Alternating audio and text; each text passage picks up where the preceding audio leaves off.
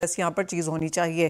चलिए, तो बात हुई दालों की। दालों से अब यहाँ पर बात करते हैं सोने की, क्योंकि यहाँ पर हमने कुछ मुनाफा वसूली मार्केट्स में आते हुए देखी है। ऑलमोस्ट 85,000 प्रति 10 ग्राम के पास आने के बाद सोने में कुछ यहाँ पर गिरावट है।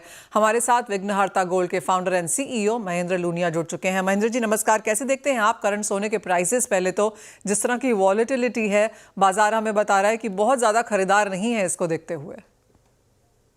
खरीदार नहीं है, लेकिन इन्वेस्टर अभी भी है।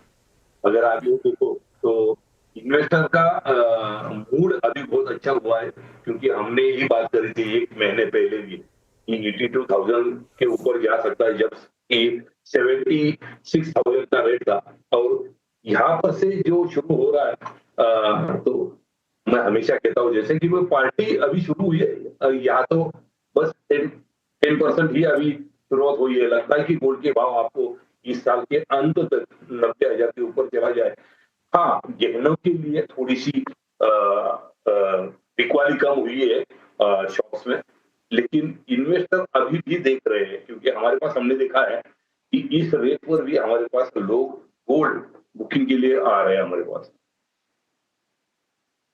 महेंद्र जी, जैसे आपने कहा कि खरीदार यहाँ पर बिट्स एंड पीसेस में हैं और वेरियस कैटेगरीज के लिए हैं। ऑफ कोर्स ETF में खरीदारी जारी है। इन्वेस्टमेंट डिमांड भारतीय बाजारों में हमने स्टेबल आते हुए देखी है। ज्वेलरी की गिरावट जो है 2024 में, वहाँ पर वॉल्यूम में थोड़ी सी गिरावट है, लेकिन वैल्यू टर्म्स में of course all time highs के आसपास कारोबार। आपसे ये भी जानना चाहेंगे कि जनवरी के पिछले जो सेकंड हाफ था, 15 दिन था, वहाँ पर ज़्यादातर ज्वेलर्स ने यही कहा कि वॉलेटिलिटी ज़्यादा है, भाव बहुत तेज़ी से सडनली बढ़ गए हैं, तो बाजार में खरीदारी यहाँ पर कम देखने को मिली है।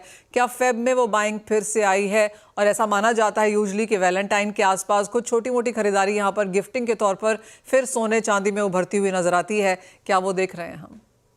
बहुत छोटे फायदे पे है, कोई बड़ी डिमांड नहीं है कहीं पर भी। वैलेंटाइन का यस, लेकिन जो लाइट वेट ज्वेलरी है उसमें अभी खरीदारी हो रही है। दूसरा, लोग चांदी पे ज्यादा शिफ्ट हो रहे हैं। चांदी की जो ज्वेलर्स है या चांदी की जो ज्वेलरी है उसमें काफी सारे कंटिन्यूअसली बाइंग हो रही है, और ये एक अच्छा साइन है। लोग कहीं ना कहीं बड़े पैमाने पे गोल्ड में फिजिकली इन्वेस्टेड करने की जगह पे लाइट वेट में जाते हैं, तो उनकी इन्वेस्टमेंट वैल्यू कम हो जाती है। तो ये फायदे की रहेगी, और अच्छी चीज देखिए हो रहा है वो। Yes ma'am. साथ ही डिजिटल गोल्ड की जहां तक बात है, इस बार भी बजट में काफ़ी लोगों की तरफ से ये रिप्रेजेंटेशन था महेंद्र जी कि डिजिटल गोल्ड के ऊपर कोई रेगुलेशन लेके आया जाए, कोई फ्रेमवर्क यहाँ पर बने, जो हमने इस बार फिर अमिस होते हुए देखा। कैसे देखते हैं आप उसे? और जिस तरह के नंबर्स हमने यहाँ पर बनते हुए देखे हैं पिछले साल भी, are on the stronger side. Manisha ji, आपने भी बहुत यानी कि जोर शोर से उसकी बात करी थी कि रेगुलेटरी आना चाहिए। हमने भी उतना ही जोर लगाया था, लेकिन खैर आज के डेट में रेगुलेटरी आया नहीं है। लेकिन हम चाहेंगे कि डिजिटल गोल्ड में ज्वेलरी सेगमेंट के बजाय इन्वेस्टमेंट पॉइंट ऑफ व्यू से रेगुलेटर आए, क्योंकि अगर रेगुलेटर आएगा तो ही इसे बहुत अच्छी तरीके से हम जो घर घर में पड़ा हुआ सोना है उसे रेगुलेटरी के द्वारा हम मार्केट में लेके आएंगे। ये यानी कि यूटिलाइज का सोना अगर मार्केट में आएगा तो उससे रेट थोड़े से कम भी होंगे, लेकिन कहीं ना कहीं लिक्विडिटी मेंटेन हो जाएगी।